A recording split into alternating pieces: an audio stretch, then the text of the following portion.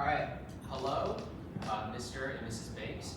We are your certified financial planners from the Washtenaw Financial Institute. My name is Ben. These are my colleagues Asini and Venus, and we're here to help you manage your finances today. So you mentioned a few things like wanting to buy a house, tracking your expenses, planning for retirement, going through Olivia's car, and generally cleaning up your debt. So we're going to walk you through how to do that, as well as providing you with the final budget breakdown. Now, overall, the first thing you have to look at is your current monthly expenses. We noticed there are a couple of things that stand out to us that could be improved upon, such as student loans and car loans, how much we spend on dining, insurance, credit cards, as well as some other spending habits that could be worked upon, such as miscellaneous items like sports betting or maybe our internet subscriptions. So this leaves us at our current financial standings. We're currently spending around $7,074.54, and our total monthly income post-tax is $7,131, which leaves us with only a total surplus of $56.46. Now, that makes it a little hard to achieve our goals, which is why we're trying to help you circumvent that and make sure that all your financial objectives are realized. Thank you. So the first goal that you guys highlighted was a home. So to assess the current situation, you guys have around $10,000 saved, plus the $10,000 that are generously matched by your parents, Olivia, which brings you to around $20,000. So under the assumption that you guys are first-time home buyers, you guys will be eligible for a pretty low down payment, like 8%. So the first option that we have for you is to purchase a duplex, which would allow you to purchase a home now. So you can purchase a duplex in Brighton, which is what you guys wanted, for around $250,000 with 8% down, which is $20,000 that you guys already have saved, and a 30-year mortgage, which would result in monthly payments of around $1,500. Though to offset this cost, you can rent out one half of the duplex and use the rent earned, which will be around $1,200, directly towards the mortgage, meaning that your actual monthly expenses are only going to be around $350. Another option is to wait to purchase, and you guys can purchase your dream home in a couple years. Right. The next goal that you guys highlighted was budgeting. So we want to start by introducing you guys to the 50-30-20 method, which is a general rule of thumb where you want to spend 50% of your income on necessities, 30% in savings, retirements, 529s, investments, that kind of thing, and then 20% on other wants. So we wanted to start by highlighting some budget breakers, which are some really easy ways that you can cut down on your wants to bring your wants down to 20%. So some things that we noticed in your current spending is things like sports betting, eating out, and extra services. By cutting those down either completely or like eating out, for example, cutting that down by $300 a month, and instead investing in cookbooks and meal planning, this can help cut down around $700 a month. All right. And then another way that we can help with our budgeting is through student loans. So currently, both of you guys have 3 student loans between you guys, 2 public and 1 private. Both of your public loans have an interest rate of around 5.5%, which is pretty good. However, your private loan has an interest rate of around 8.25%, which we noticed was pretty high. But given your current credit scores, you guys would be eligible for a private loan that actually can be something as low as 4.5% through a provider like SoFi. And after setting the loan term to around 10 years, Olivia's monthly payment for that private loan would go down from $370 a month to $228 a month, saving you guys $140 each month. All right, so another thing that you guys mentioned you want to talk about is retirement planning. We think it's great that you're coming to us so early. It means you have a lot of options. Marcus, we've seen that your provider provides a very generous match of around $2,500 a year, and we recommend that you fulfill that amount entirely. So that'll total about $5,000 that'll be compounding every single year. And Olivia, we've noticed that you have a Roth IRA, which is a great start, and we want to make sure that you continue investing in that. So similarly to Marcus, we've allocated about $5,000 a year for you to invest in your Roth IRA. So next goal that you have is transportation, since we've seen that Olivia's car lease is coming to an end soon. So currently, Olivia, you're leasing out a 2022 Ford Bronco, and your lease is coming to end in just a few months, and your monthly payments currently are around $450. So we have 2 options for you guys. The first one is a lease buyout. So Olivia, if you're really enjoying that Ford Bronco, you can totally end up keeping it. That would just require a $4,000 down payment right now, and then your monthly payments would stay roughly the same with around $450 a month. Another option option is to purchase a pre-owned car. So since Marcus, we know you already have an SUV, it may be a good option for Olivia to downsize to a sedan. So keeping with the Ford theme, by getting a 2020 Ford Fusion, you guys can bring down your monthly loan payments to just $337, saving a little over $100 every month. Another goal you had was to clean up your debt. So we were looking through your credit cards right now, and we noticed that you have very high APRs. Because you don't really use the full benefits of your cards, you're not putting enough into that account to justify the amount that you have to cost with your APRs. So we recommend that you pay off your remaining balances or transfer it, which we'll talk about in another slide, and stop using these cards. While we don't recommend that you cut these cards off entirely because closing these accounts could impact your credit scores, we do have a couple of new cards that you could consider opening, such as the Wells Fargo Active Cash, the Citi Simplicity, and the Citi Custom Cash cards. These are all cards that have a 0% intro APR for 15 months, which means that there's zero interest for the first couple of months and helps you get on your feet. As for your credit score, since they are pretty good, you could get new APRs as low as 15%, as 19%, which is 6% less than what you're paying right now.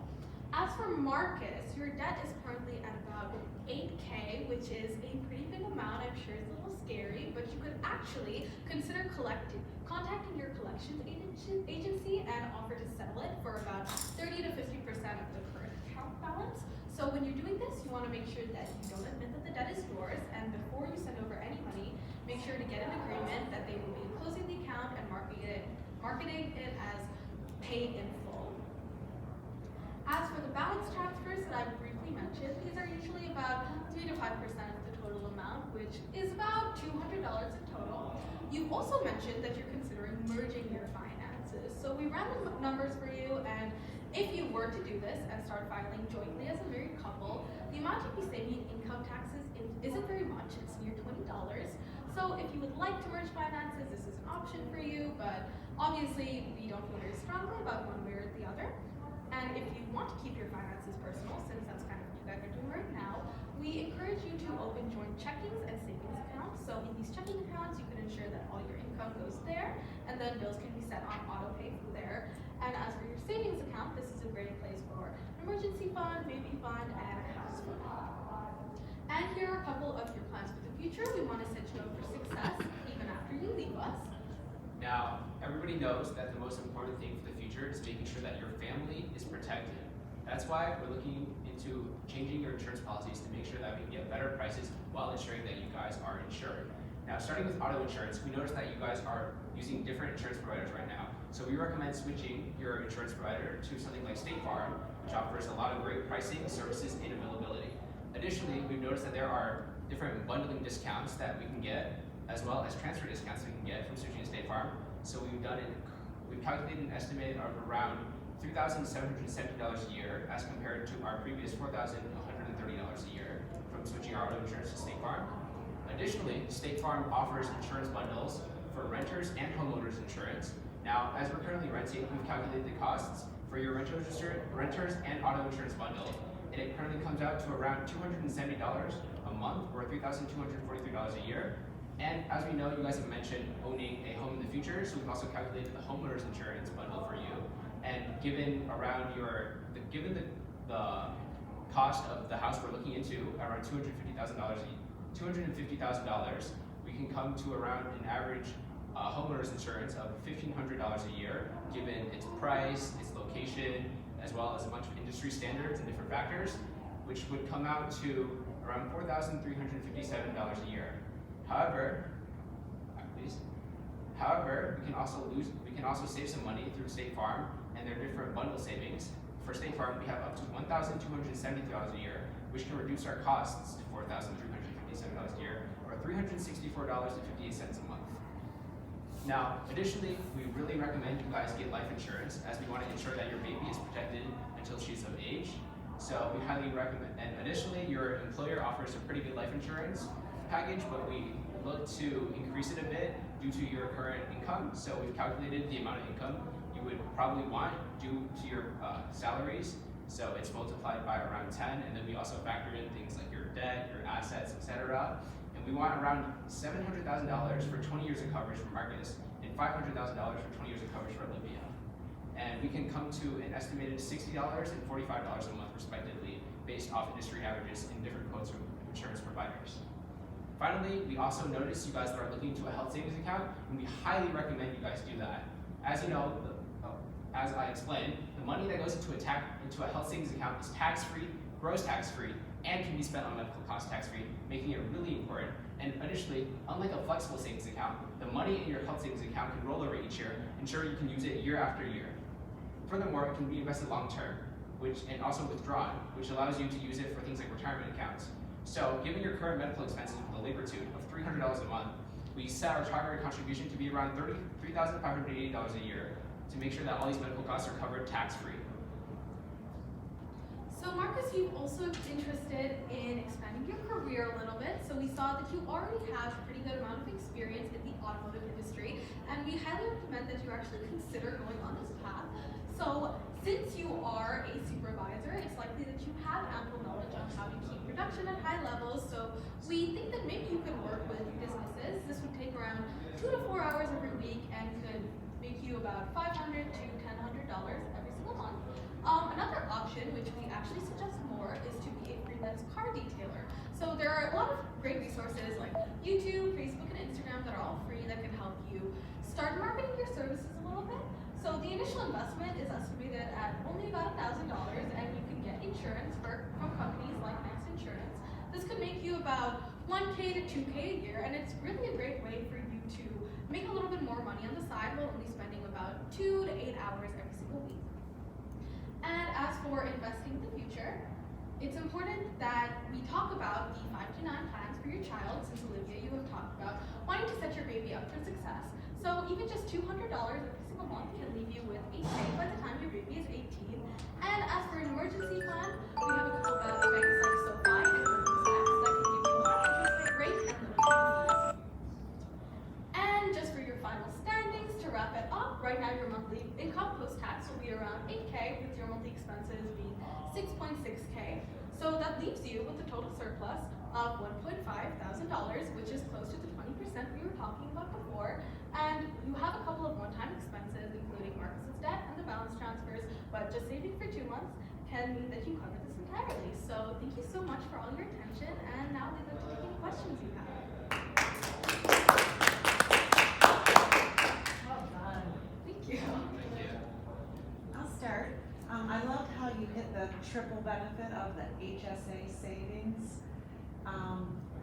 What happens if those funds are used for non-healthcare expenses? Well, for the health savings account, the accounts are restricted to be only used for health savings, like medical costs and different things like that. So I'm not sure if you would be able to be utilized for something like that. It's only related to health expenses. Okay. And then secondly, for the, I think it was for the lease buyout option for the Bronco, and then also for starting of the detailing, both of those required a cash outlay, I think $4,000 on the car, $1,000 on the side hustle. Where is that money coming from?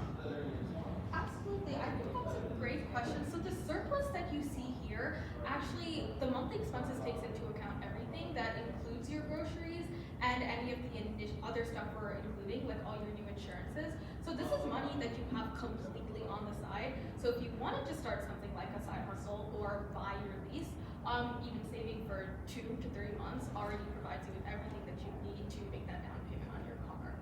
And then to address the down payment also, and why it isn't like added to this right now, is if you, going back to like that slide, we starred the options that we like recommended like the most, and so that's why that 4,000 wasn't added, because we favored the pre-owned car. But you can totally switch that around. Okay, thank you. Remind me, did you speak about an emergency fund at all today? We did at the very, very end. So for the emergency fund, we have a couple of big options.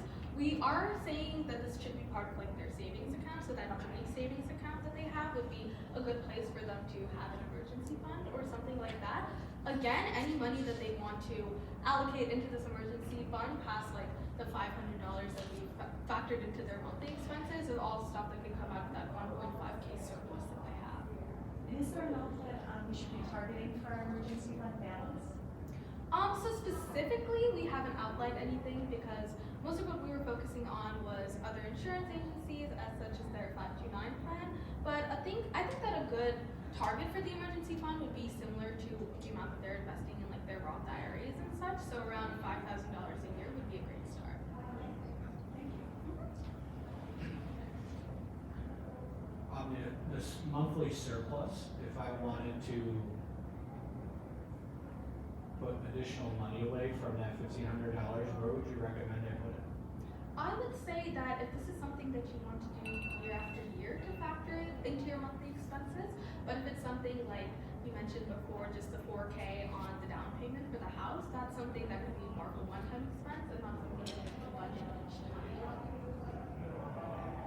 Well, yeah, but we would highly recommend that if you wanted to factor additional money into savings, we would just put it into a savings account to make sure it's locked away and that we can, none of your spending habits can touch it. No offense at all, but we're just making sure that all the money is invested in some sort of savings account, such as our emergency, like the ones we mentioned earlier. This wasn't specifically for emergency funds, but making sure that it's invested in a savings account with a high APY and a low monthly fee to ensure that the money can grow to its full extent, while also being invested to its greatest extent. Yeah. Yeah, and one of the concerns I have is what if my child gets a scholarship, or what if they decide they don't want to go to college and they want to go into the trades? Yeah, that's a great question. So actually your 529 plan can roll over. It doesn't have to be just for undergrad. You could also use it for something like if you ever want to pursue a PhD. And I'm pretty sure that this could actually roll over not only to your child, but your grandchildren. So if your 529 doesn't end up being needed for the child that you have on the way, it's still something that you can use in the future. Thank you. Good job. Thank you so much. Thank you.